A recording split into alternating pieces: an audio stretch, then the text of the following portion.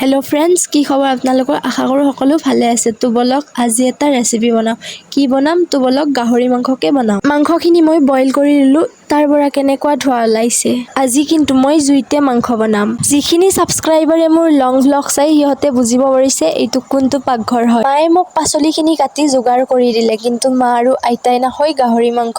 খোৱা মানুহ কেৱল আমি কেইটাহে, দেউতা, মই আৰু ভণ্টি দুটা। এতিয়া অকণমান তেল দি মাংসখিনি আৰু চব্জিখিনি কেৰাহীত ভাজিবলৈ বুলি পেলাই দিলোঁ। ভাজি হোৱাৰ পাছত মই অকণমান পানী দিলোঁ। এতিয়া আকৌ ঢাকনিখনো দি দিলোঁ। দেখা পাইছে কেনেকুৱা ধোঁৱা ওলাইছে ঢাকনিখনৰ তলৰ পৰা, মানে জুইত ৰান্ধিছোঁতো। ফাইনেলি মোৰ প্ৰিয় গাহৰি মাংস ৰেডি হৈ গ'ল। আপোনালোকৰ প্ৰিয় হয়নে নহয় কমেণ্ট কৰি জনাব। একো মছলা ব্যৱহাৰ নকৰাকৈ ৰান্ধিছোঁ আজি, আৰু মাংসখিনি খাবলৈ বহুত টেষ্টি হৈছিল। মাংসখিনি মই ভাতৰ লগত লৈ ল'লোঁ। আপোনালোকে ৰুটিৰ লগতো ল'ব পাৰে। আৰু আজিৰ মিনি ভ্লগটো ইমানখিনিয়ে আছিল। চাই ভাল পালে লাইক, কমেণ্ট, শ্বেয়াৰ কৰিব। আজিলৈকে বাই বাই ফ্ৰেণ্ড।